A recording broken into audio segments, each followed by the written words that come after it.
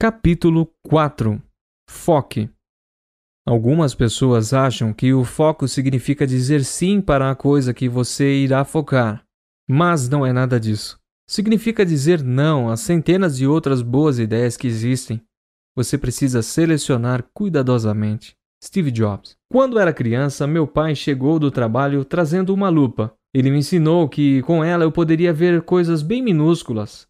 E de fato, foi uma ótima novidade científica para um menino de 9 anos. Passei a ver os detalhes em insetos, a textura do papel, passei a ver as coisas que normalmente não via. Foi muito legal, mas o melhor das minhas descobertas científicas infantis aconteceu quando eu aprendi a fazer poderosos raios com minha lupa. Percebi que quando estava sob o sol, a lupa fazia convergir para um único ponto todos os raios de luz do sol e vi que aquilo produzia calor. Muito calor. Eu me tornei quase um super-herói com poderes sobrenaturais. Afinal, sem fósforos ou isqueiro, comecei a queimar folhas, papéis e acabei por testar a força dos meus bonecos de guerra em batalhas terríveis com alienígenas e seus raios de calor. O que mais me alegrava, no entanto, era fazer fogo no papel de pão. A mágica de produzir calor e fogo a partir do nada me fascinava. E trazendo para a realidade adulta, percebo que o foco é isso mesmo. É a capacidade de aproveitar as condições naturais disponíveis a qualquer um e produzir poder ao concentrar atenção em um único ponto. Foco é a capacidade de aproveitar as condições naturais disponíveis a qualquer um e produzir poder e gerar mudanças ao concentrar-se em um único ponto a cada momento. Paulo Vieira. Percebemos que foco é aproveitar a energia disponível e concentrá-la em um único ponto, e assim produzir energia suficiente para que haja mudança. Não que não houvesse energia antes, ela apenas estava dispersa. Não que não houvesse luz, ela apenas não estava concentrada em um único ponto. A luz do sol por si só não gera calor suficiente para produzir fogo em uma folha de papel. Contudo, quando coloquei a lupa e ajustei o foco de tal maneira que os raios do sol convergiram em apenas um ponto, bam! Aconteceu, surgiu então o fogo. Foco é, portanto, a capacidade humana de concentrar suas energias em um único ponto com força suficiente para produzir mudanças e realizações rápidas. Em que colocar meu foco? A primeira questão é em que ou onde colocar o seu foco.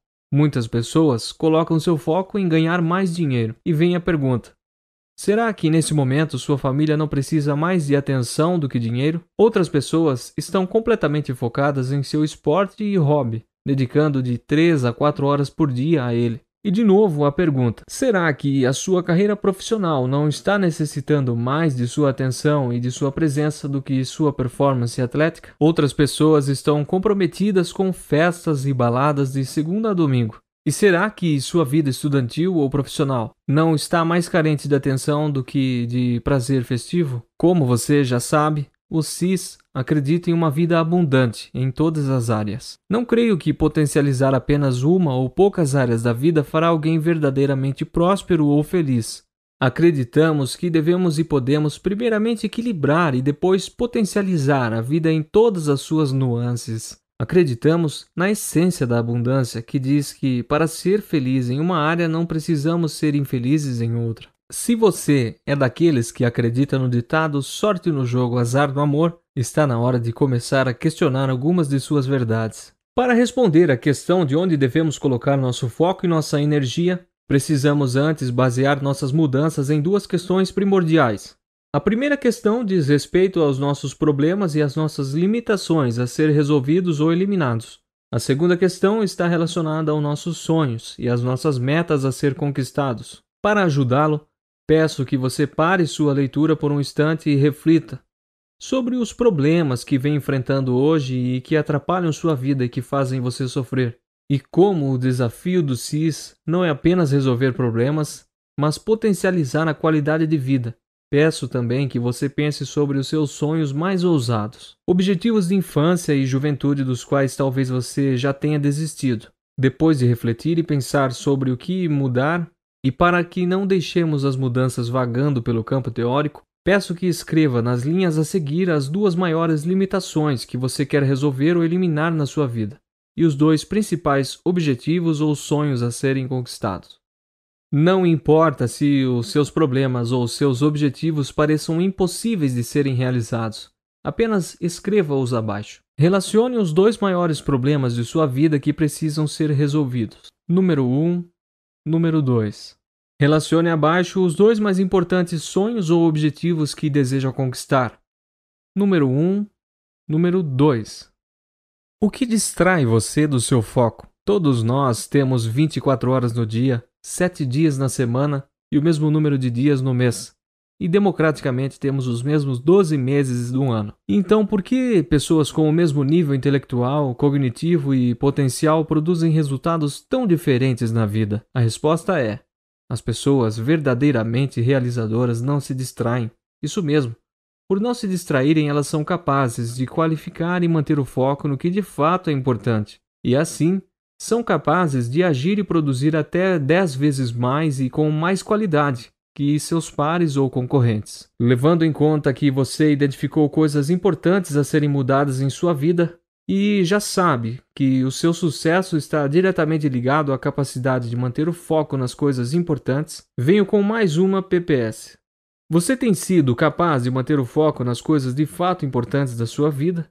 Sinceramente, o que distrai você do seu foco? O que tira o seu foco? O que faz com que você comece uma jornada na direção do seu alvo e de repente se veja parado ou indo em outra direção? O que faz com que você se determine a emagrecer 10 quilos e quando chega nos primeiros 100 gramas perdidos esquece-se de tudo e volta para o peso anterior? O que faz com que você se determine a fazer atividade física e no segundo mês descobre que jogou dinheiro fora, pagando 6 meses antecipados de academia? Como é frustrante se determinar a ser uma mãe melhor e perceber que na primeira desobediência ou traquinagem do seu filho, toda a impaciência e grosseria voltam. E ainda pior, como dói perceber que está há 8 anos fazendo várias faculdades e ainda não terminou nenhuma. Daniel Goleman, na obra Foco, a atenção e seu papel fundamental para o sucesso, mostra que a capacidade de focar, qualificar o foco e mantê-lo está diretamente ligada à inteligência emocional. Entretanto, a capacidade de manter o mesmo foco até que a mudança aconteça está intimamente ligada à maturidade emocional.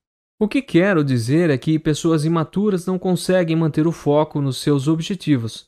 Pessoas imaturas começam e logo perdem a perspectiva do que de fato importa fazer ou conquistar. Essas pessoas são como crianças que querem muito, mas fazem pouco ou quase nada para conquistar seus sonhos ou resolver seus problemas. E pela falta de responsabilidade típica de uma criança, ficam esperando alguém ou a divina providência fazer algo por elas. Já observou um menino de 5 anos fazendo o dever de casa? Tudo tira a sua atenção da tarefa do colégio. Se alguém fala, a criança para o que está fazendo para ouvir. Se ouve um barulho na janela, ela vai ver o que está acontecendo. Se a campainha toca, ela vai ver quem é. Sem contar as vezes que ela se distrai com os próprios pensamentos e devaneios infantis. O resultado é que um dever de casa que poderia ser feito em 30 minutos leva mais de 2 horas e normalmente fica incompleto e mal feito. Será que você conhece alguém assim? Pessoas que não acabam o que começam, levam muito mais tempo para terminar e quando finalmente acabam, não alcançam a qualidade devida? Por não conseguir manter o foco no que de fato é importante, levam uma vida com poucas ou insignificantes realizações. Daniel Goleman, na obra Foco, Atenção e o seu papel fundamental para o sucesso, mostra que a capacidade de focar, qualificar o foco e mantê-lo está diretamente ligada à inteligência emocional. O primeiro passo para ser uma pessoa focada é identificar esse inimigo silencioso chamado fator de distração, aquilo que faz olhar na direção oposta de suas metas e seus objetivos. Para isso, peço que responda às seguintes PPs. Que fatores o distraem? O que faz com que você pare de agir na direção do seu objetivo? O que faz com que se esqueça do que é importante para você? Relaciono a seguir os fatores de distrações mais comuns relatados por nossos alunos do treinamento do método CIS. E peço que, com uma caneta, você lhes atribua uma nota de 0 a 10, sendo a nota 0 para os fatores de distração que não atrapalham você de jeito nenhum, e 10 para os fatores que mais o atrapalham e lhe impedem que suas metas sejam realizadas. Se você se lembrar de algum fator de distração que não relacionei, basta escrever também para que sejam relacionados. Fatores típicos de distração: festas e baladas, amizades que não agregam, telenovelas, telejornais, jogos na internet, jogos de azar, bebida, relacionamentos amorosos improdutivos, Facebook, WhatsApp, outras redes sociais, maconha, outras drogas, filmes e vídeos, caso extraconjugal, pornografia, só fazer o que dá para fazer, falar da vida de outras pessoas, telefone, esportes e hobbies, dedicação à igreja, subserviência ao parceiro, superproteção aos filhos, controlar as circunstâncias, vitimização, preguiça, depressão, ressentimento, insegurança. Caso deseje incluir mais algum, preencha e atribua uma nota.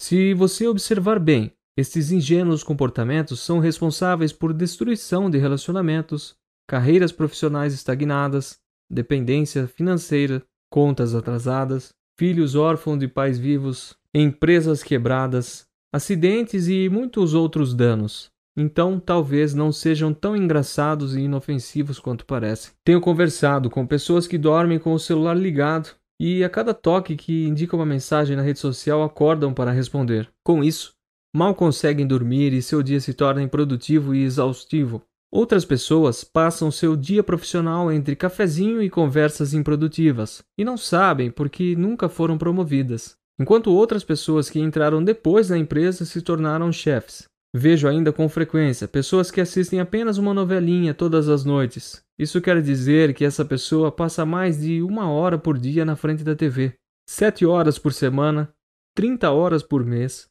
360 horas por ano. Em termos de tempo, é a mesma duração de uma pós-graduação. E para piorar, na grande maioria das vezes, essas novelas retratam histórias deprimentes sobre pai que rouba a esposa do filho, irmão que mata irmão, adultério, assassinatos, sequestros, violência, crianças e jovens expostos precocemente à sexualidade vulgar, quase pornografia. Além de toda a negatividade das mensagens, há também, como já citei, o tempo perdido. Eu defendo que bastaria que um profissional lesse ou estudasse apenas 1 hora por dia, algo importante na sua área de atuação, para que fosse promovido pelo menos uma vez ao ano e tivesse seu salário acrescido em pelo menos 50% no mesmo período. Façamos uma conta bem simples.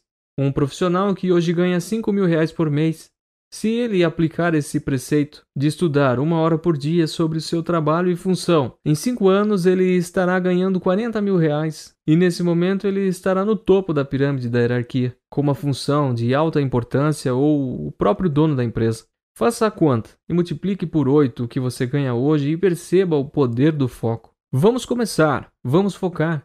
Sabe qual é o melhor momento para plantar uma árvore? A resposta não é hoje, como você deve ter imaginado, e sim há 5 anos. No entanto, se você não fez isso, tudo bem, a hora é agora. No exercício a seguir, você vai identificar qual é a coisa mais importante em cada pilar de sua vida. Feito isso, vai avaliar e ver se existe alguma distração que vem impedindo você de viver melhor naquela área. Vamos ao exemplo. Pilar: filhos e relacionamento conjugal. O que é mais importante? Tempo e tempo de qualidade com a família. Distração: ir com os colegas de trabalho para um barzinho todos os dias após o expediente. O que fazer para eliminar a distração? Marcar com os colegas a ida ao barzinho apenas uma vez por semana. Vamos a outro exemplo. Pilar: saúde. O que é mais importante? Caminhar 2 vezes por semana e malhar 2 vezes por semana. Distração: ficar vendo TV até mais tarde e não acordar para fazer atividades físicas. O que devo fazer para eliminar a distração? Tirar a TV do quarto. A seguir, uma tabela. Continue fazendo suas anotações e preencha a tabela da seguinte maneira. Na linha horizontal, na parte superior da tabela, preencha pilar, o que é mais importante nessa área, distração, o que fazer para eliminar a distração. e na linha vertical abaixo da palavra pilar, preencha espiritual, parentes, conjugal, filhos, social, saúde, servir, intelectual, financeiro, profissional e emocional. E agora preencha com suas informações. Parabéns por vencer esta etapa. Agora você sabe onde e em que focar sua atenção, seu tempo e sua inteligência. Sabe também o que vem drenando o seu foco do que realmente é importante. E já elencou ações para eliminar essas distrações em cada área da vida. Agora é botá-las em prática e efetivar as mudanças que tanto almeja. Foco na rotina de excelência. Rotina significa fazer sempre as mesmas coisas, e isso não é bom nem mal. Contudo, quando adicionamos uma segunda palavra, excelência, estamos falando em agir, fazer as coisas certas da melhor maneira possível e na hora certa. Para nós, coaches profissionais, rotina de excelência é o mesmo que uma vida focada nas coisas importantes. É o mesmo que produzir de 5 a 10 vezes mais que a média das pessoas normais, porém com mais tranquilidade e tempo para usufruir de todo o resto. O que proponho aqui é que utilizemos uma ferramenta chamada no CIS de Agenda da Vida Extraordinária. É uma agenda como qualquer outra de tarefas semanais, porém, quando introduzimos as regras e os conceitos, ela ajuda a tornar tudo diferente, inclusive você. Como o próprio nome já diz, esta é uma agenda extraordinária. Não é uma agenda tradicional com as tarefas que devemos fazer a cada dia.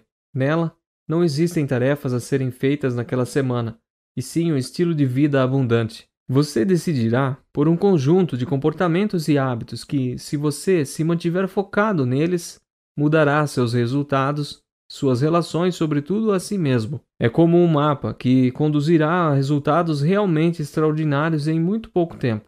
O fundamento da agenda de vida extraordinária é produzir foco no que de fato é importante na sua vida e não deixar que você se distancie dele ao longo do tempo. E assim produzir ações consistentes que geram uma rotina de excelência e com ela um estilo de vida abundante. Devemos ter em mente que uma vida abundante é aquela que contempla ações e comportamentos produtivos em todos os pilares da vida humana. Infelizmente, o que tenho visto em mais de 10.000 horas de sessões de coaching são pessoas que dedicam 80% do seu foco a uma ou duas áreas da vida. E por ter ganhos e conquistas nessas áreas, enganam-se achando que têm uma vida de sucesso ou que são felizes. Na verdade, elas têm uma vida partida, limitada. E em algum momento esse estilo de vida desequilibrado se manifestará negativamente, mesmo nas áreas que inicialmente estavam positivas. E são vários os exemplos.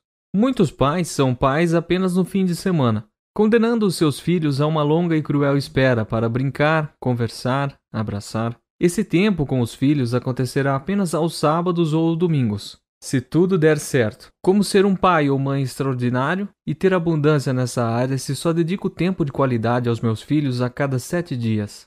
Como produzir crianças felizes e vitoriosas se só me conecto verdadeira e profundamente com eles 1 ou 2 dias por semana? Quais serão os resultados dos pais que só se conectam com seus filhos a cada 5 dias? A mesma coisa acontece com o casal que só tem tempo para estar junto em amor quando chega o domingo. Eles passam toda a semana longe de corpo e alma, com sua atenção e sua intenção focadas em outras coisas. Mais uma vez, vemos uma área importante da vida comprimida e relegada apenas ao fim de semana. Como também aquela pessoa que vai para a igreja uma vez por semana para expiar a sua culpa e pagar sua promessa, e durante a semana não se lembra do amor de Deus, muito menos que ele continua existindo e cuidando dela. Temos aí um domingueiro. Aquela pessoa que esquenta o banco da igreja uma vez por semana e nos outros 7 dias está desconectada de sua fé e espiritualidade. Seguindo o raciocínio, temos o atleta de fim de semana, temos o amigo de fim de semana, o filho de fim de semana que apenas aos domingos almoça na casa dos pais e depois passa os próximos 6 dias desconectados e afastado da família.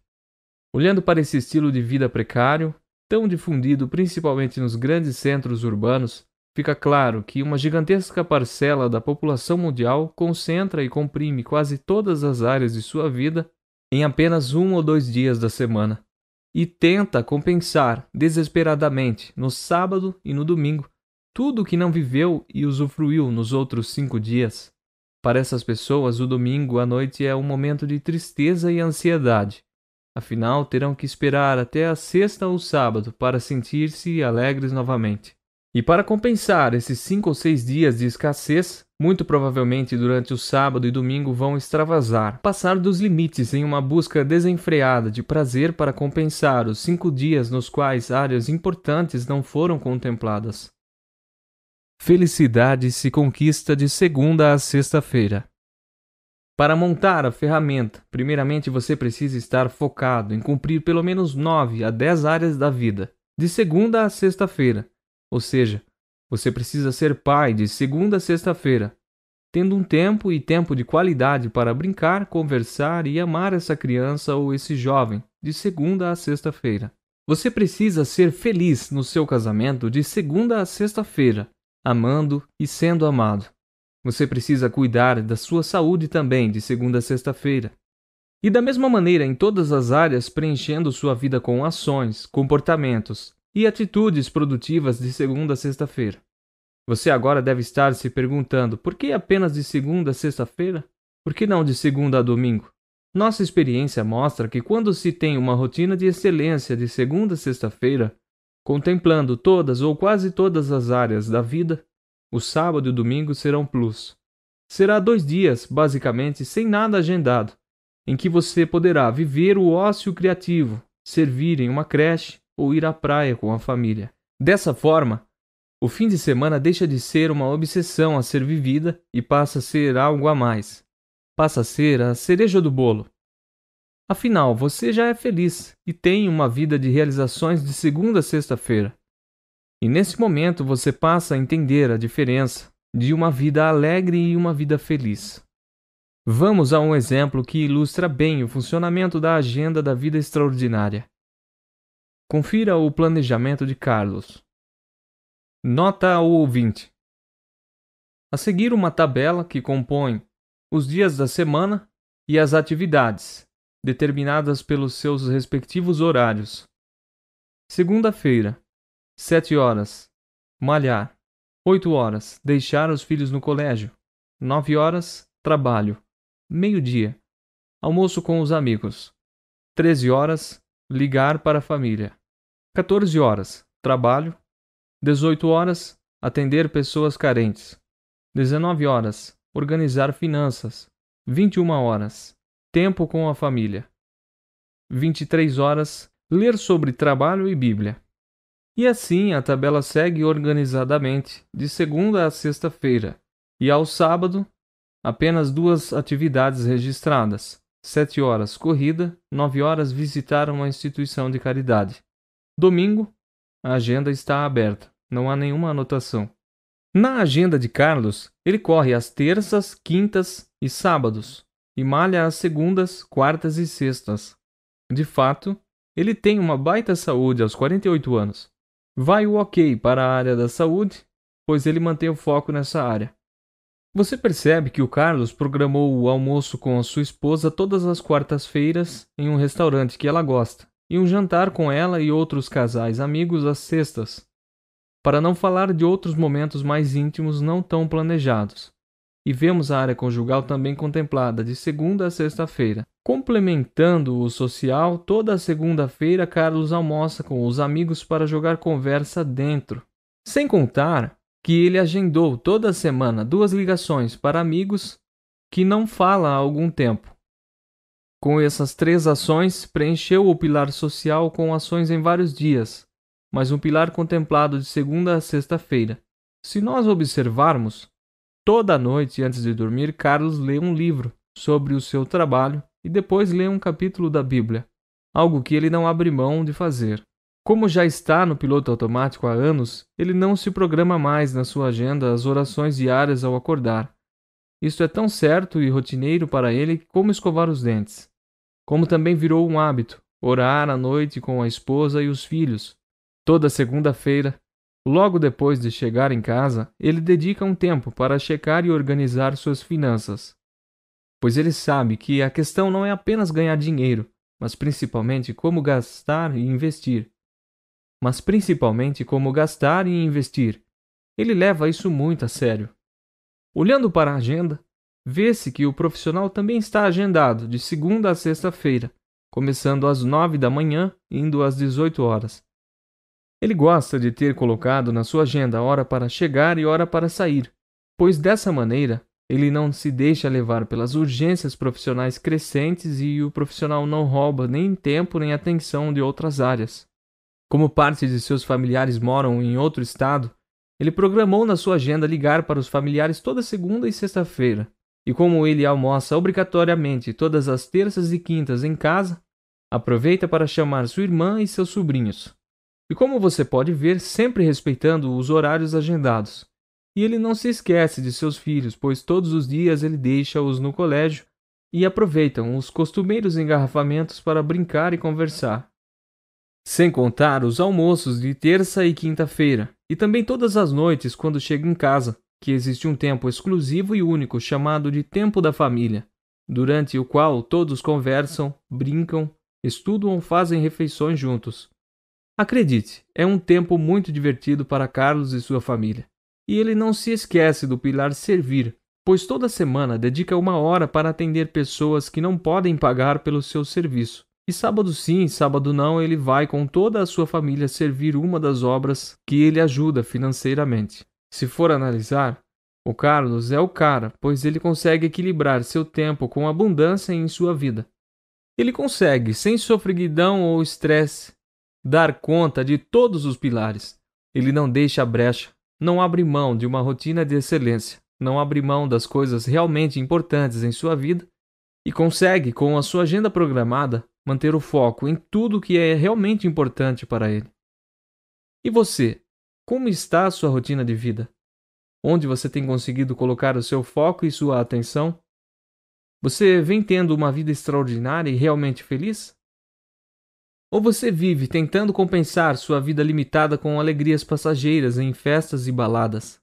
Que tal você montar a sua agenda de vida extraordinária agora? Que tal você acordar para a vida e agir certo, focando o que de fato é bom, proveitoso e valoroso para você e para os seus?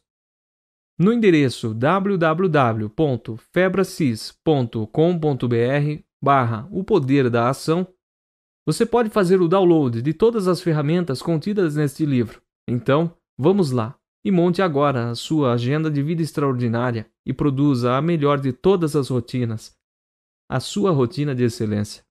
Muitas pessoas me perguntam o que fazer se elas não conseguirem cumprir uma ou outra tarefa agendada.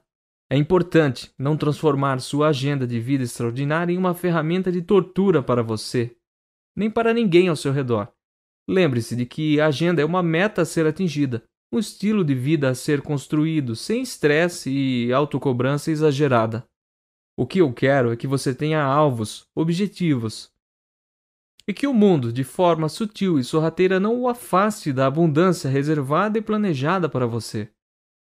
Olhe para si mesmo e você vai se lembrar de resoluções que fez na virada do ano e das quais aos poucos você foi se esquecendo e deixando de lado. Sua agenda fará com que você não perca o foco em dedicar um tempo de qualidade aos seus filhos, reservar um tempo para o cônjuge, cuidar sistematicamente da saúde, ter um tempo com amigos, etc. O tempo vai passando e quando percebemos estamos super distantes das pessoas mais próximas, distantes da vida, dos relacionamentos e finalmente longe de nós mesmos. O pior é que nem havíamos percebido. E muitas pessoas, quando percebem, já é tarde demais. A agenda é, portanto, uma maneira de marcar um encontro com o destino, uma ferramenta para, retomando a metáfora que usei antes, ser o capitão do barco da sua vida e não perder de vista a carta náutica, a bússola e o sextante. Para construir a minha vida foi necessário muito planejamento, decisões difíceis e ações estruturais. Minha esposa decidiu deixar um alto cargo executivo. Decidimos nos mudar para perto do nosso trabalho, contratar um personal trainer para não perdermos tempo no deslocamento para a academia. Para escolher onde moraríamos, decidimos também onde queríamos que nossos filhos estudassem e onde seria a sede de nossa empresa. Uma verdadeira engenharia que às vezes pode levar algum tempo e demandar bastante esforço, mas cujos frutos colhidos são inestimáveis. Foco múltiplo.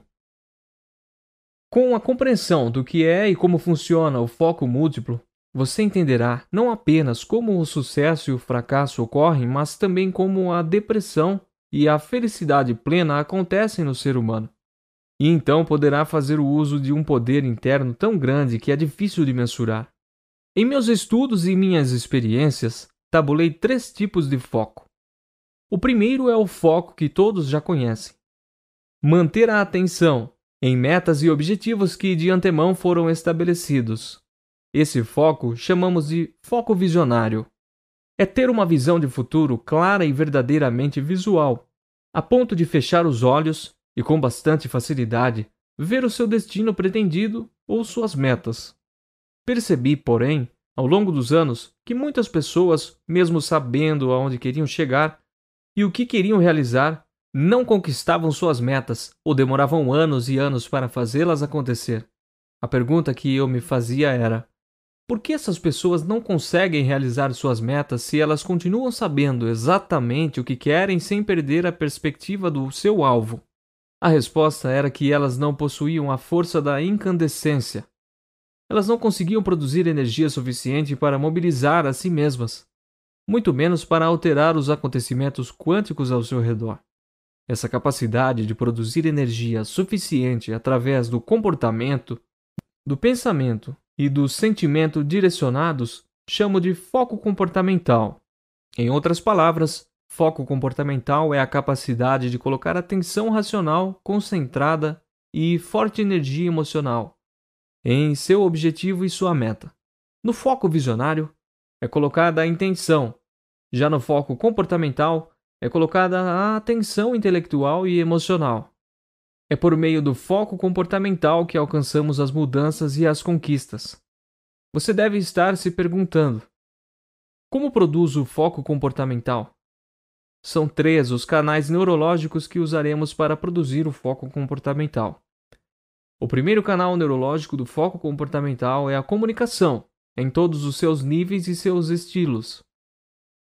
Cada vez que falo sobre meu foco visionário, estou tendo um foco comportamental e produzindo energia de realização. Sempre que escrevo ou tenho alguma ação ou comportamento na direção do meu alvo, estou produzindo energia de realização. Sempre que me relaciono com pessoas que compartilham das mesmas metas e dos mesmos objetivos, e investimos tempo falando sobre nosso alvo, mais uma vez estarei produzindo foco comportamental através da comunicação. O segundo canal neurológico para a produção do foco comportamental é o pensar. E para dar mais força a isso, cito a passagem bíblica que diz: assim como tu pensas, tu és. Provérbios, capítulo 23, versículo 7. Para abastecer sua mente da carga necessária de pensamentos positivos e produtivos, você precisa ler o máximo possível sobre o assunto. Você precisa dedicar o tempo ouvindo. Você precisa dedicar tempo ouvindo casos de sucesso sobre o seu objetivo. Você precisa ter à mão livros e revistas, CDs, DVDs e tudo mais que produza o que eu chamo de incandescência focal, ou seja, poder de realização. Você terá produzido foco comportamental quando você dormir pensando na sua meta, quando você acordar pensando na sua meta, quando estiver se alimentando e o tema central em sua mente for a sua meta a ser realizada. O terceiro canal para a produção do foco comportamental é o sentimento. Como já vimos, o comunicar e o pensar contínua e positivamente sobre o seu foco visionário vai produzir os sentimentos necessários para o desenvolvimento do foco comportamental. Contudo, a maneira mais poderosa de produzir os sentimentos certos e na intensidade certa é fazer repetidos e intensos ensaios mentais. Ou seja, ver-se agindo na direção de seu objetivo e também realizando seus sonhos. Como já falamos e retomarei mais adiante, o cérebro não distingue o que é real do que é imaginado. Toda imagem mental, positiva ou não, que é vista repetidamente e ou sobre forte impacto emocional, se torna uma verdade sináptica, ou seja, uma programação mental. Isso quer dizer que os registros naturais produzidos com o ensaio mental gerarão mudanças concretas dentro e fora de você. O terceiro tipo de foco é o foco consistente. Esse foco é determinado pela capacidade que o indivíduo possui de manter-se focado em sua meta e seu objetivo, foco visionário, como também de manter-se comunicando, pensando, sentindo sua meta como real, foco comportamental. Em outras palavras, o foco consistente pede que o indivíduo não perca a perspectiva de onde ele quer chegar e mantenha-se ligado cognitiva e emocionalmente a seu alvo. Conversando com algumas pessoas, percebo que é muito clara a inconstância de propósitos e objetivos. Um dia aquela pessoa queria conquistar seu primeiro milhão. 6 meses mais tarde, descobri que agora ela queria se tornar uma triatleta. E na virada do ano ela estava com uma nova meta: casar-se e ser mãe. Não há problemas em nenhuma das 3 metas que ela estabeleceu. A questão é que em um pouco mais de um ano, ela mudou 3 vezes o seu foco visionário. No início ela se via como uma pessoa milionária. Depois, se via como um triatleta. E já na virada do ano, se via como uma esposa e mãe. Como a mente humana pode produzir mudanças comportamentais se não há consistência no alvo? Outro exemplo de inconsistência. O irmão de uma cliente havia montado uma oficina mecânica com a ajuda financeira do pai, que o apoiara, já que o filho sempre gostou de carros. Como a empresa não ia bem, ele vendeu a oficina e trocou por uma academia de ginástica. Entretanto, esse negócio também não deu certo. E em menos de um ano, ele já havia trocado a academia por um carro esportivo. Que tal nos manter focados no mesmo objetivo e na realização deles? A experiência de coaching tem me mostrado que pessoas imaturas são inconstantes em suas metas e seus objetivos. São pessoas levadas por todo e qualquer tipo de influência. Um dia querem isso, no outro querem aquilo. Um dia estão certas disso e no outro estão completamente confusas. Então vai uma PPS para você. Por quanto tempo você se mantém certo e seguro do que estabeleceu como meta e objetivo? Conheci uma jovem senhora que cada vez que eu encontrava ela tinha uma meta conjugal. Na primeira vez que conversamos, a meta era separar do marido. Na segunda vez, ela queria salvar o seu casamento. Nos encontramos no aeroporto um dia e ela estava mais uma vez completamente comprometida a acabar com seu casamento. 20 dias depois, em um restaurante, lá estava ela com seu marido, apaixonada e planejando uma nova lua de mel. Isso é uma confusão de propósitos que a impede de alcançar qualquer objetivo, seja salvar o casamento ou terminar com ele. Ter foco consistente é manter-se focado no seu alvo sem abrir mão dele por nenhuma distração ou tentação. No entanto, nós já sabemos que manter apenas o foco visionário não é garantia de realização. Precisamos também manter o foco comportamental. Precisamos frequentar o ambiente onde as pessoas tenham a mesma meta que a sua. Precisamos continuar lendo revistas e livros sobre a meta em questão. Precisamos ouvir áudios e assistir a vídeos sobre o tema em questão. Precisamos fazer ensaios mentais, vivenciando a realização e o atingimento da meta escolhida. Em resumo, primeiro, foco visionário. Saber com clareza quais são suas metas e seus objetivos a ponto de poder vê-las intencionalmente em sua mente com toda a nitidez. Segundo, foco comportamental.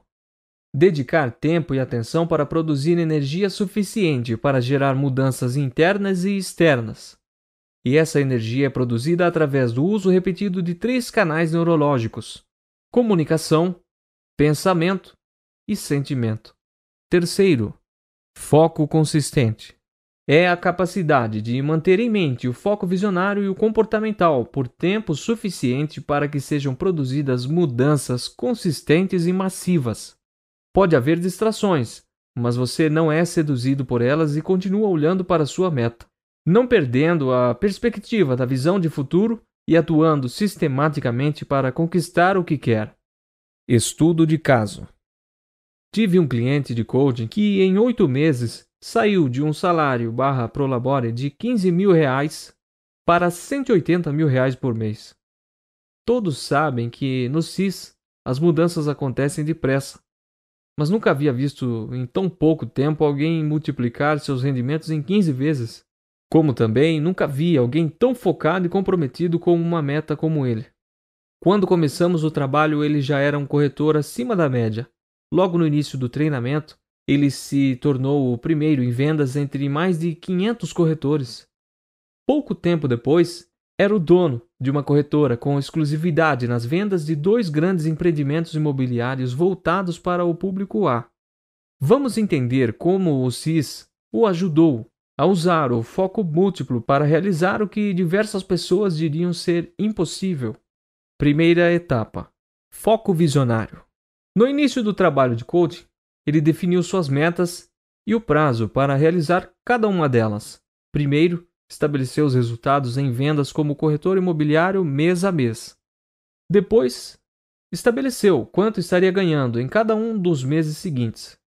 Em seguida, chegou a hora de estabelecer a meta da nova empresa que ele montaria, quando se tornasse absoluto nas vendas dos 2 empreendimentos sobre os quais se tornara especialista. Estava tudo traçado, ele sabia exatamente o que queria e quando queria. Era só fechar os olhos e ele via com toda a facilidade cada uma das suas metas acontecendo. Isso foi possível porque ele estruturou os seus objetivos de modo que os atingisse, passo a passo, até chegar à meta final. Veja como isso se deu. Primeira meta: estar entre os 10 melhores corretores da empresa na convenção anual. Visão: sendo premiado e reconhecido na convenção anual como um dos 10 melhores vendedores. Segunda meta: fechar o ano com uma renda de R$50 mil por mês. Visão: mostrando para a esposa o contra-cheque de R$50 mil referente às suas vendas. Terceira meta: ter 20 unidades vendidas do empreendimento sobre o qual era especialista. Visão: na prestação de contas mensal de resultados comerciais, mostrando para a diretora seu gráfico de vendas e a média de 20 lotes por mês. Quarta meta: estar em primeiro lugar absoluto, ou seja, vender sozinho mais de 50% do empreendimento em questão. Visão: participando de uma reunião com a presidência do grupo, que queria conhecer a pessoa que sozinha estava revolucionando as vendas do empreendimento. Quinta meta: conseguir a autorização da presidência do grupo para que montasse sua equipe de corretores especialistas no empreendimento. Visão: assinando um contrato e se tornando dono de uma nova corretora imobiliária que dividiria a exclusividade de vendas dos 2 empreendimentos em questão.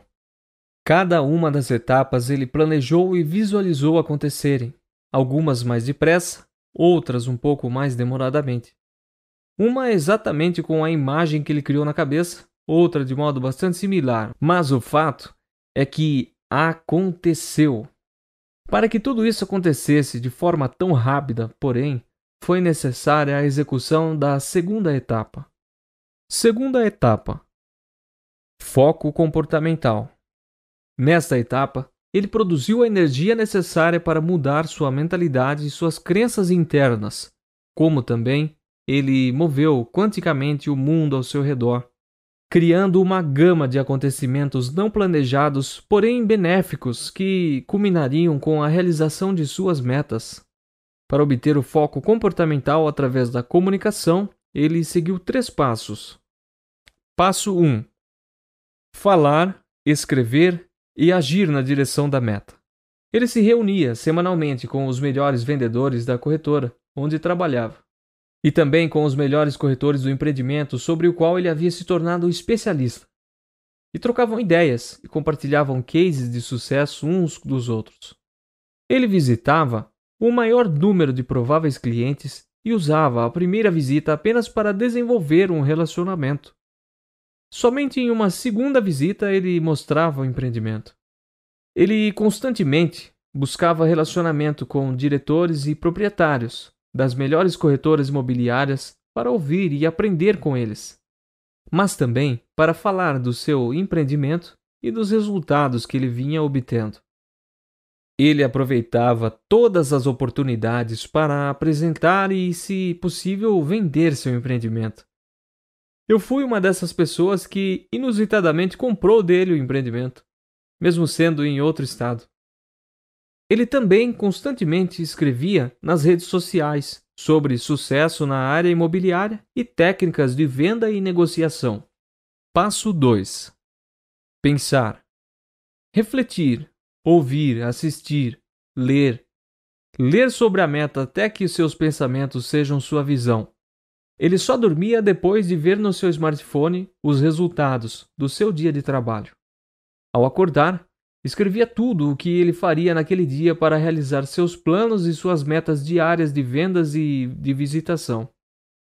Ao entrar no carro, ele ouvia todos os meus CDs de sucesso financeiro, vendas, negociação e reprogramação mental.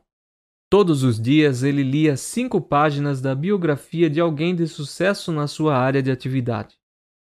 Todo sábado pela manhã, ele convidava um profissional de mercado para compartilhar cases de sucesso. Toda semana, ele dedicava uma noite para assistir a um DVD de treinamento sobre o que ele buscava conquistar. Sistematicamente, ele recebia de vários blogs especializados informações de alto valor sobre o mercado imobiliário. No espaço de 8 meses, ele já havia lido mais de 30 livros sobre vendas, negociação e prosperidade financeira. Passo 3. Imaginar. Ensaio mental forte e constante da realização de suas metas. Diariamente, antes de dormir, como quem toma remédio, ele dedicava 5 a 7 minutos para executar o ensaio mental de todas as suas metas, conforme ele aprendeu nas sessões de coaching e no método CIS. Terceira etapa: foco consistente. Juntos, criamos uma agenda programada de exercícios para que ele desse continuidade aos outros 2 tipos de foco. Isso perdurou até que todos os seus objetivos fossem realizados. Quando as metas não acontecem. Imersão no aprendizado é outra maneira de chamar o foco consistente. Não importa o nome que atribuímos a ele, esse processo é uma estratégia de aprendizado acelerado. Uma maneira de aprender o que for necessário para a realização da meta em um curtíssimo espaço de tempo. E nesse sentido é muito importante que entendamos que aprender é sinônimo de mudar, pois sempre que aprendemos, mudamos algo em nossa vida. Quando nossa vida permanece a mesma, é porque não aprendemos nada. Aprender igual mudar. Existe uma explicação bem simples para pessoas que passam por um processo de imersão e não mudam sua vida naquele aspecto. Ou a imersão é falha e ineficiente no seu conteúdo, ou essas pessoas não aprenderam nada com a experiência. Elas podem ter entendido tudo o que foi abordado. Elas podem até ministrar aulas sobre o tema. Entretanto, entender ou compreender não é o mesmo que aprender e mudar. Tenho visto pessoas que passam por limitações em diversas áreas da vida, e em algumas delas buscam ajuda. Fazem cursos, leem um livro aqui e outro ali e conquistam alguma melhora. Quando, porém, os sintomas do problema diminuem, elas deixam o foco consistente, param sua imersão no aprendizado. E o restante da história nós sabemos. Em pouco tempo, os ganhos regridem e a vida volta ao que era antes. Não houve mudança efetiva, pois não houve o verdadeiro aprendizado. Essa máxima vale até para mim. Não basta que eu escreva esse livro para ter resultados extraordinários. Eu preciso pôr em prática e vivenciar cada etapa do que explico aqui. Como é lamentável ver tantas e tantas pessoas que não dão sequência a algo tão simples e com resultados tão rápidos. O que custa estabelecer um foco visionário em relação às suas metas? O que custa produzir foco comportamental e seguir aprendendo? O que custa manter-se na agenda programada até que os resultados apareçam e se concretizem definitivamente? Muitas pessoas me perguntam quanto tempo elas devem manter o foco consistente para que suas metas aconteçam. Não existe um prazo determinado, contudo, quanto mais intenso for o foco comportamental, menor será o tempo necessário para que os resultados apareçam. Outra métrica é o tamanho de sua meta. Quanto maior e mais desafiadora for sua meta, mais intensidade no foco comportamental e mais foco consistente será necessário. Inteligência. Foco temporal. Quando estudamos pessoas e seus resultados, tomando como base a estrutura foco temporal, entendemos com toda a clareza o sucesso de pessoas que vieram de baixo e o fracasso das pessoas que vieram de cima, e tinham aparentemente tudo. Como também entendemos a depressão de pessoas que vivem em um contexto super positivo e entendemos a felicidade e a plenitude de pessoas que vivem cercadas de graves problemas e aflições. Nós já sabemos que foco é poder. Sabemos também que, dependendo de onde e como colocamos esse poder, obteremos resultados bons ou ruins. Agora, aprenderemos a mover o foco ao longo da linha do tempo e também aprenderemos a qualificá-lo. Mas, para isso, o primeiro passo é entender a relação do foco e a linha do tempo. De forma bem tradicional, temos a representação do passado, presente e futuro em uma linha. Passado.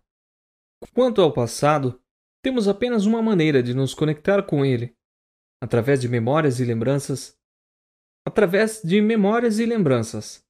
E para efeito prático, temos apenas dois tipos de lembranças: as boas e as más. É bem verdade que nossas lembranças do passado não representam a verdade do que de fato ocorreu, e sim a nossa representação distorcida pelo tempo e pelo significado que damos ao evento. Entretanto, uma vez armazenado, o passado passa a ter grande potencial de realização no presente e projeção do futuro. Pois, dependendo do que foi registrado nas nossas memórias do passado, temos o sentimento de esperança ou o sentimento de desesperança. Esses sentimentos podem conduzir ao ser humano a patamares elevados, ou mesmo ressecar-lhes os ossos. A questão, portanto, é como vamos usar o nosso passado em prol dos nossos objetivos. Presente. Já o presente é algo quase infinitamente efêmero. É um microsegundo que impiedosamente não cessa de se tornar passado. Diferentemente das memórias do passado e da visão do futuro, temos apenas um único contato com o presente. Esse contato é através das nossas ações e dos nossos comportamentos. Enquanto o passado e o futuro acontecem unicamente dentro da nossa mente, o presente acontece principalmente fora, no plano físico e sensorial. Não temos como voltar ao presente, pois ele já terá se tornado passado. Contudo, podemos acessar o passado e o futuro através da nossa mente e modificar os registros sobre eles, e assim alterar o presente. Quando focamos o passado e trazemos as memórias de dor, podemos aprender com elas. Dessa forma, aprendemos com as lembranças ruins e celebramos as boas. Assim, produzimos esperança no presente, consequentemente, trazemos comportamentos positivos para nós mesmos e para quem está à nossa volta. No entanto, se o foco no passado ocorre em grande intensidade e numa qualidade ruim, dando ênfase às lembranças negativas e, em vez de aprender com elas, nós nos vitimizamos e deixamos as boas memórias esquecidas, o presente será sem esperança e confiança. Já quando focamos a intensidade certa ao passado, aprendemos com as adversidades e celebramos as vitórias. Vivemos um presente cheio de esperança e com a certeza de que somos capazes. Onde está o seu foco? Nos problemas e nas dores do passado ou nas vitórias? Como você observa o passado? Da mesma maneira, quando olhamos para o futuro e nos dedicamos intencionalmente a ter uma visão positiva, nós nos enchemos de fé, afinal temos a certeza de que nosso futuro será bom. Se estamos motivados para acordar, trabalhar e agir, nossas emoções são produtivas. Seja como for, para vivermos em plenitude o presente, é importante compreender o uso correto do passado e do futuro. Futuro.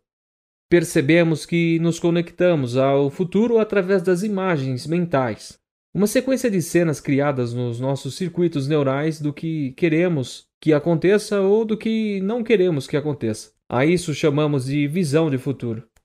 E mesmo sendo uma projeção da imaginação, a visão do futuro existe em qualquer pessoa, tem enormes poderes sobre o indivíduo e o mundo real que o cerca, diferentemente da memória, que qualquer animal doméstico ou selvagem possui.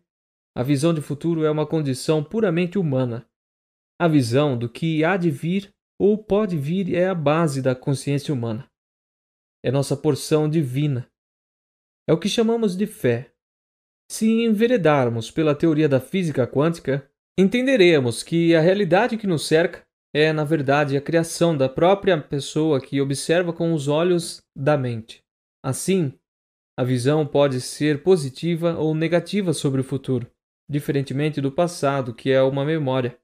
O futuro é uma projeção nítida ou não, consciente ou não, mas sobretudo a imaginação do que pode vir a acontecer. Tabela de qualificação da inteligência foco-temporal. Na tabela, nós observamos, na parte horizontal, no eixo horizontal, nós temos tempo, tipo de conexão, qualidade de conexão. E no eixo vertical, passado, presente e futuro, abaixo de tempo. Memória, comportamento, ação, visão, abaixo de tipo de conexão. Boas e ruins, produtivo e improdutivo, positiva ou negativa, abaixo de qualidade de conexão.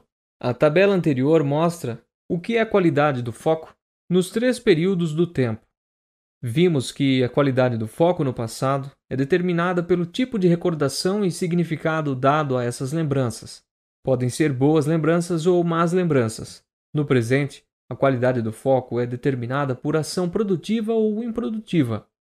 Enquanto ao futuro, a qualidade do foco é determinada pelo tipo de visão positiva e otimista ou pessimista e negativa. A seguir veremos como uma tabela de qualificação se aplica a 3 tipos de pessoas: as depressivas, as ansiosas e as bem-sucedidas.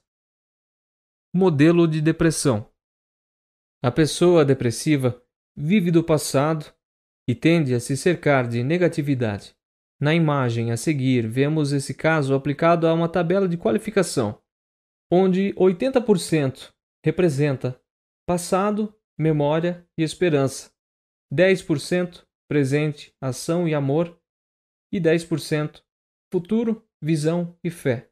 Observando esses dados, percebemos que o foco comportamental do indivíduo representado está quase totalmente no passado. Vemos que 80% do que ele fala, pensa e sente se refere ao passado. Para isso, ele busca ambientes e pessoas que permitam que ele se mantenha no passado, alimentando suas lembranças, que no caso são quase totalmente lembranças ruins e dolorosas. E percebemos também no modelo que, além de manter quase toda a sua energia no passado, ele dedica pouco ao presente, tornando suas ações e seus comportamentos improdutivos. Ele resgata as memórias negativas do passado e as reforça com significados ruins, pelo padrão foco temporal. Essa pessoa produz sentimentos de desesperança. Afinal, é difícil ter boas perspectivas sobre o futuro se encara e aduba tão intensamente as dores do passado. No tempo presente, percebemos que nosso personagem age muito pouco. Ele evita fazer, ir, ouvir. Mas não é por aí. Além de dedicar apenas 10% da sua energia para agir, suas ações, como representadas no gráfico, são quase propriamente improdutivas para ele, para quem o rodeia e para o mundo. E dessa forma, o sentimento final é desamor. Então a vida presente perde o sentido e o futuro se torna algum lugar assustador e indesejado. Como mostra o quadro da inteligência foco-temporal. Quase todo o comportamento, ações e falas são improdutivos. E como tem poder quem age, nosso personagem está na verdade vegetando seu micromundo e de forma inconsequente está deixando seu presente potencialmente produtivo e transformador se esvair por completo. Dando sequência, chegamos em como essa pessoa se conecta com o futuro. E vemos com toda a clareza que ele dedica muito pouco esforço positivo ao seu futuro. Ele praticamente não se conecta com o futuro. E quando o faz, é com visão negativa sobre ele, olhando mentalmente para o que pode dar errado e não para o que pode dar certo. Na sua maneira de se relacionar com o passado, ela gerou o sentimento de desesperança por não agir produtivamente no presente. Produziu sentimentos de desamor. E quando encara o futuro com tanto pessimismo, ela produziu o sentimento, ou melhor, a ausência de fé. Então sua estrutura foco-temporal gerou resultados internos de depressão e resultados externos que confirmam sua atitude. É fundamental que queiramos entender que os resultados que temos colhido ao longo da vida não são coincidências ou acaso cósmico. Existem combinações de padrões físicos, emocionais e espirituais, e certamente existe um resultado pertinente a cada uma dessas combinações e padrões. Nesse modelo tradicional de inteligência foco-temporal de uma pessoa depressiva que apresentei, vimos que ela usa sua energia física e psíquica para produzir resultados negativos. Seu resultado não está de acordo com o que você quer ou gostaria. Se seu resultado não está de acordo com o que você quer ou gostaria, É necessário mudar. Tudo é resultado. E se quiser mudar o resultado, mude seus padrões. Recebi certa vez um e-mail de uma pessoa que me pedia conselhos. Vamos chamá-lo de Abreu. O e-mail dizia assim: Caro Paulo Vieira, como dar o meu melhor em um mundo cheio de violência e desigualdade social? Como ser positivo diante de tanta corrupção e injustiça e ainda avançar e ter sucesso em meio ao caos? Como qualquer profissional coach que se preze, não tive uma resposta definitiva, e sim uma proposta de reflexão. Caro Abreu, peço que leia a história que conto a seguir e me diga sobre o comando de qual dos dois você gostaria de estar. Ambos os generais em um campo de batalha cheio de desafios e problemas gigantescos. O primeiro, porém, olha para o passado e aprende com os erros e as perdas, além de comemorar as vitórias e as conquistas. Esse mesmo general age no presente como se houvesse um superpropósito a ser conquistado no futuro, fazendo tudo, absolutamente tudo o que está ao seu alcance agora. Você não verá esse general se lamentando ou perdendo tempo com qualquer coisa improdutiva ou ineficaz. E quando ele olha para o futuro, só tem uma coisa em sua mente: a vitória. Ele compartilha essa visão de futuro com sua tropa e não deixa ninguém ficar olhando para trás, passado de dor, nem para o chão, presente e improdutivo. Todos olham para o alto e para a frente, futuro positivo. Toda sua tropa sabe para onde está indo e o propósito de tudo isso. E, mesmo na guerra, eles se sentem seguros com o seu general. Já o segundo general teve vitórias no passado, mas se detém mais nas lembranças das derrotas. No presente, ele se questiona se vale a pena todo o esforço e o risco.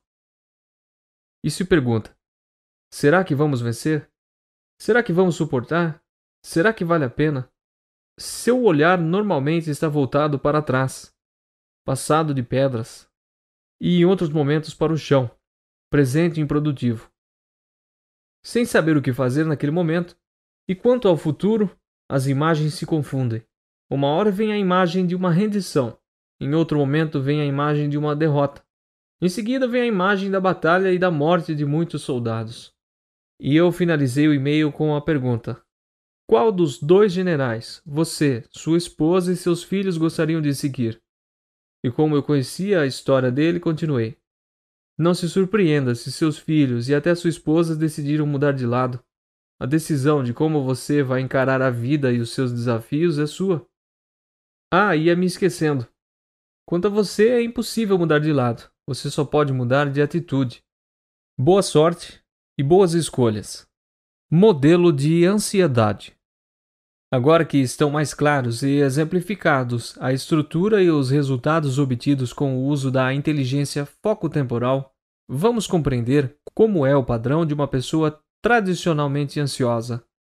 Quando olhamos para a representação desse modelo, vemos uma distribuição diferente, não só da intensidade como também da qualidade do foco em relação ao modelo de depressão.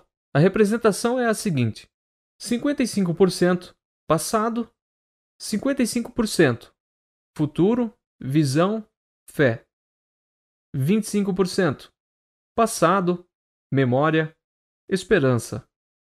20% presente, ação, amor. Ele dedica ao passado em torno de 25% do seu tempo e energia psíquica para lembrar os acontecimentos que se foram. E sabemos, quem gasta tempo assim remoendo o passado costuma focar os problemas e as lembranças ruins. E como sabemos, esse padrão de lembrança suscita na pessoa desesperança sobre o futuro e dúvidas sobre o presente. Observando a representação do futuro do modelo, vemos que ele dedica esforço e intensidade em demasia ao futuro, e que por si só já é um desperdício. E focar no que pode dar errado produz insegurança. E como nesse modelo, o futuro é um perigo iminente. O possuidor desse padrão foco-temporal costuma agir de forma prioritariamente produtiva.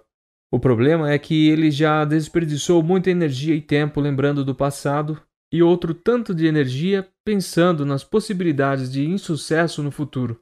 restando pouca energia e pouco tempo para fazer acontecer ações produtivas bem-sucedidas no presente. Modelo de sucesso. Você já conheceu os dois modelos tradicionais e nada eficazes da inteligência foco-temporal: o modelo de depressão e o modelo de ansiedade. Tenho certeza de que com esses modelos, muitas fichas caíram. E você está entendendo o porquê de muitos dos seus resultados bons e ruins. Agora vamos conhecer o modelo ideal, aquele que todos queremos adotar, o modelo de sucesso. Neste modelo nós temos 65% presente, ação e amor, 25% passado, memória, esperança, 25% futuro, visão, fé, 10% passado, memória, esperança. Para chegar a este modelo, entrevistei mais de 10.000 pessoas. Invariavelmente, as pessoas de sucesso seguem esse padrão foco-temporal. E meu desejo aqui é que você evite os padrões negativos e aprenda e reaplique o padrão de sucesso. Analisando o modelo, percebemos que ele indica muito pouco tempo e intensidade ao passado, apenas 10%. E não usa as lembranças ruins do passado para se vitimizar. Pelo contrário, ele sabe dos erros e das falhas que ocorreram. E usa cada um desses momentos apenas para aprendizado e a mudança, para que no futuro não venha repetir o mesmo erro.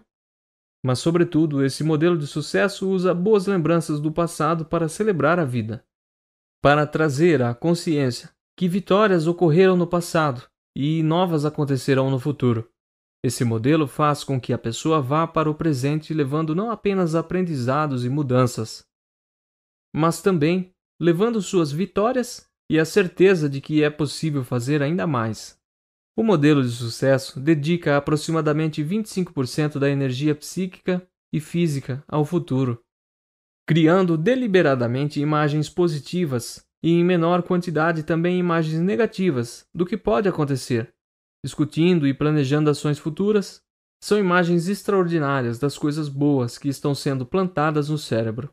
Esse modelo não permite que o mundo determine seu padrão mental. Esse modelo corresponde ao primeiro general daquela história. Ele é autorresponsável e o comandante do barco da sua vida. E você talvez esteja se questionando por que essa pessoa também criou imagens ruins sobre seu futuro. É porque ela sabe que pode fazer planos, mas a exatidão do que vai acontecer depende do Criador. Assim, ela também elabora um cenário ruim para testar o que ela quer e o que precisa ser mudado e aprimorado nas suas visões positivas de futuro. E agora, resta analisarmos o presente dessa pessoa de sucesso. Vemos que ela vive a máxima que diz: tem poder quem age. Porém, vemos que ela também aprende com os erros do passado e que planeja detalhadamente o futuro, entendendo que ela não apenas age, mas age certo e na velocidade certa. De fato, ela dedica aproximadamente 65% de toda a sua energia física e psíquica à ação. Se fôssemos atribuir uma palavra definidora a essa pessoa, a palavra seria ação. Fique à vontade para se surpreender. Fique à vontade para desejar esse modelo para a sua vida. E fique mais à vontade ainda para construir esses resultados na sua vida. Esse modelo é 5 a 10 vezes mais realizador do que qualquer outro. E também o modelo das pessoas que deixam marcas positivas neste mundo. Pessoas que criam valor para si e para o mundo todo. Vamos à seção de PPS. Modelo de passado. Que tipo de memórias você vinha trazendo do passado? Boas ou ruins? Se forem lembranças ruins, qual aprendizado você tirou delas? Se forem lembranças boas e positivas, quanto você tem celebrado a vida por causa delas? Com qual dos 3 modelos de passado sua vida mais se parece? Com a do depressivo, ansioso ou de sucesso? Quais consequências você tem colhido com esse modelo de lembranças do passado? Escreva o nome de 3 pessoas que vivem cada uma segundo o seu modelo de lembranças do passado. Modelo de passado de depressão, modelo de passado de ansiedade, modelo de passado de sucesso. Escreva 3 decisões para mudar radicalmente seu modelo de passado e assim mudar a própria vida. Modelo de futuro. Que tipo de visão você vem produzindo ou deixando ser produzida sobre seu futuro, positiva ou negativa? Qual a visão mais forte e clara, positiva ou negativa, que você traz na sua vida hoje? Ela assusta ou estimula você? Se forem visões negativas, quais resultados você vem obtendo com elas? Se forem visões positivas, quais resultados você vem obtendo com elas? Sua visão de futuro se parece mais com o modelo depressivo, ansioso ou de sucesso? Quais consequências você tem colhido com esse modelo de visão de futuro? Escreva o nome de 3 pessoas que vivem em cada um dos modelos de futuro. Modelo de futuro de depressão. Modelo de futuro de ansiedade. Modelo de futuro de sucesso. Escreva 3 decisões para mudar radicalmente seu modelo de futuro e assim mudar a própria vida para muito melhor. Modelo presente. Que tipo de ações você vem, ou não, produzindo no seu presente? São ações produtivas ou improdutivas? Você, no seu meio familiar, é tido e reconhecido como uma pessoa produtiva e realizadora? E no meio profissional, como você é visto? Como quem faz acontecer ou como quem está parado no tempo? Se você está no grupo dos que agem, suas ações têm gerado resultados positivos e sua vida está fluindo? Explique. Que percentual você dedica à ação? Quais consequências você tem colhido com esse modelo de ação presente? Escreva o nome de 3 pessoas que vivem cada um dos modelos de ação presente. Modelo de presente de depressão. Modelo de presente de ansiedade. Modelo de presente de sucesso. Escreva 3 decisões para mudar radicalmente seu modo de agir no presente e assim mudar a própria vida para muito melhor. E agora, preencha a seguir um mapa de foco temporal de seu estilo de vida hoje e o modelo a ser produzido em sua vida a partir de agora. Modelo atual, modelo desejado. Desenhe em um gráfico de pizza a porcentagem, respectivamente, que cada um dos dois compõe. Modelo atual em passado, memória e esperança, quantos por cento representa? Presente, ação, amor, quantos por cento representa? Futuro, visão e fé, qual porcentagem representa? E preencha o modelo atual e o desejado, desta forma. Regra 1090. Essa é uma regra diretamente ligada ao poder do foco. Essa regra diz que o que acontece com as pessoas no seu dia a dia é apenas 10% do todo. Por exemplo, passar no vestibular, apenas 10%. Ganhar um sorteio é apenas 10%. O filho tirar uma nota ruim, apenas 10%. Bater o carro, apenas 10%. Discutir com a esposa é apenas 10%. Outros 90% correspondem ao que fazemos em relação aos 10% originais. Passar no vestibular corresponde a 10%, porém a maneira que vou encarar a faculdade e a profissão no futuro corresponde a 90%. De que adianta passar no vestibular e nunca se formar? De que adianta passar no vestibular e cursar a faculdade de forma mediana? Entrar no mercado de trabalho e nunca ter sucesso profissional? Então a frase-chave é: não é o que nos acontece que mais importa, e sim o que nós fazemos com o que nos acontece. Paulo Vieira. A consciência dessa frase tem duplo benefício. O primeiro ocorre quando temos algum tipo de conquista, pois é muito comum agirmos como aquele jogador que comemora a vitória antes do fim da partida, e aos 45 minutos do segundo tempo, o adversário faz 2 gols e ele perde o jogo. Ou ainda com aquela pessoa que ganhou na loteria e em 5 anos perdeu tudo, inclusive a saúde e os amigos. Se entendermos que o que acontece corresponde a apenas 10%, poderemos dedicar toda a nossa atenção e todo o foco aos outros 90%. Então não é apenas estar à frente do placar, e sim estar focado em vencer o jogo. Não é apenas ganhar na loteria, e sim ter o foco em manter o que se ganhou e ainda ser feliz. Segundo benefício da regra 1090 é quando coisas ruins acontecem. Se olharmos para o revés, também correspondem a apenas 10%, como deveria ser com tudo o que acontece no passado. Podemos focar e expandir positivamente os outros 90 e encontrarmos ganhos e benefícios, se soubermos direcionar e qualificar nosso foco. Poderemos encontrar benefícios ocultos em pequenas ou grandes perdas. Não que o benefício oculto tenha de necessariamente ser mais vantajoso que a perda, e sim focar com sabedoria os outros 90% do ocorrido e tirar algum proveito. O aprendizado, mesmo com a dor. Uma pessoa que conheci teve câncer e quase morreu. Depois de ter superado a doença e se curado, ela se tornou uma pessoa muito melhor do que antes em todos os aspectos.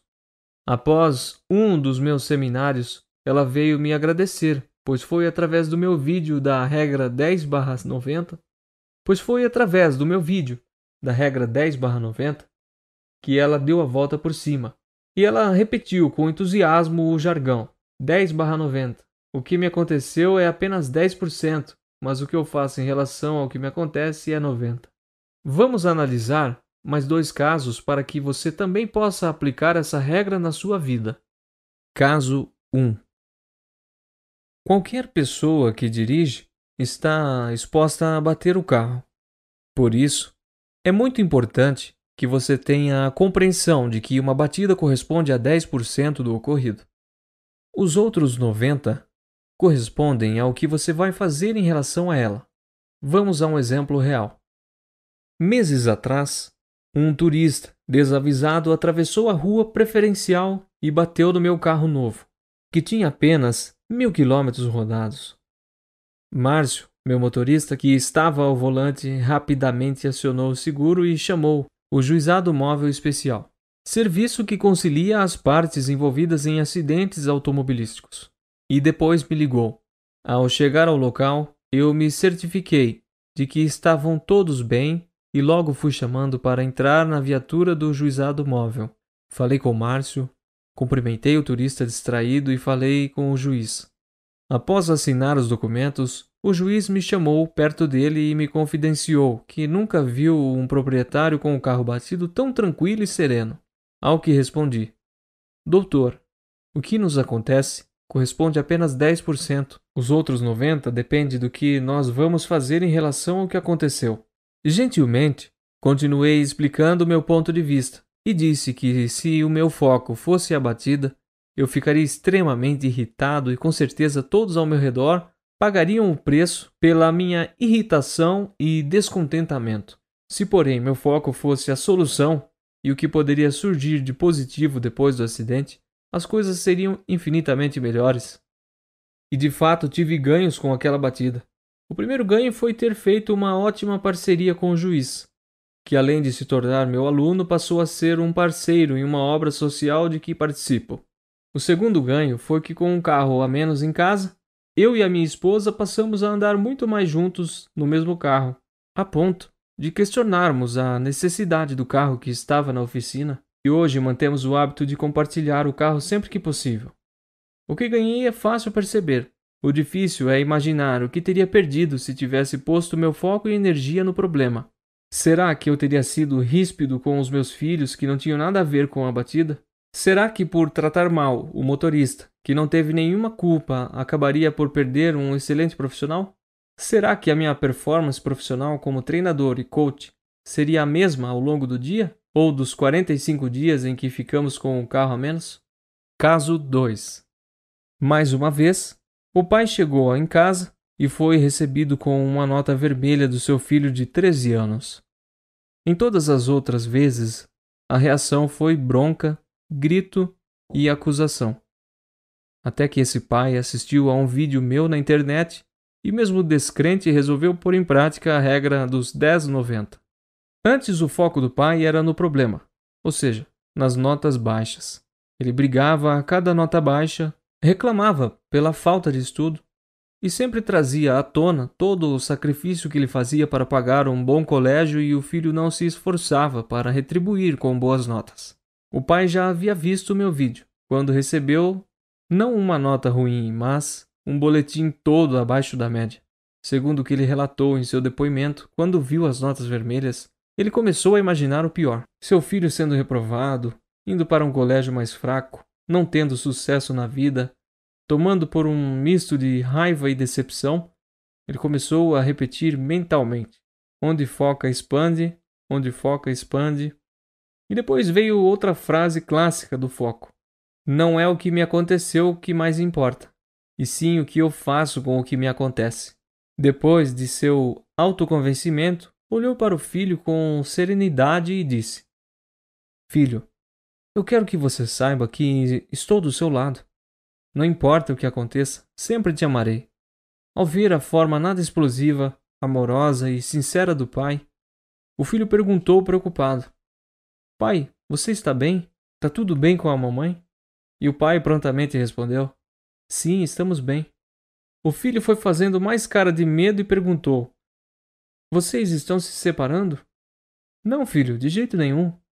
Sem entender o comportamento do pai, o filho perguntou: e você não vai se zangar, brigar, gritar e me proibir de nada? Não, filho, desta vez não. Eu quero dizer que eu faço parte das suas notas e que eu confio em você e te admiro. Sei de todo o seu potencial e também sei que você é muito mais do que suas notas. E se você perder o ano e eu não puder mais estar com seus amigos nesse colégio, eu quero dizer que pode contar comigo. E ele finalizou dizendo: eu te amo, filho. O filho pela primeira vez mostrou remorso e chorou, abraçado a seu pai. E também foi a primeira vez que aquele menino pediu desculpas a seu pai. De fato, o pai entendeu que as notas ruins do filho eram apenas 10% e que também eram um sintoma de que algo estava errado na relação. Ele se questionou: como um menino tão inteligente tira notas tão ruins? E de forma ainda mais profunda, ele tirou o foco do filho e de suas notas baixas e trouxe para si. Ele mudou como pai, tornando-se mais carinhoso, criando um canal de diálogo que há muito estava perdido. Passou a passear e estar junto com o filho sempre que possível. Ele também reviu o seu casamento e tudo o que ele podia mudar com a sua esposa. O resultado de tudo isso não demorou para começar a aparecer. Já na primeira nota, o filho veio com uma cara de medo e a prova na mão. Ao se aproximar do pai, mostrou primeiro um sorriso de orgulho e alegria, e depois mostrou a nota 9. Os dois se abraçaram e se beijaram, e arriscaria dizer que viveram felizes para sempre, porque é isso o que acontece quando pomos o foco no lugar certo e nas coisas certas. E você? Onde está colocando sua energia e sua atenção? No que lhe aconteceu ou no que você vai fazer em relação a isso?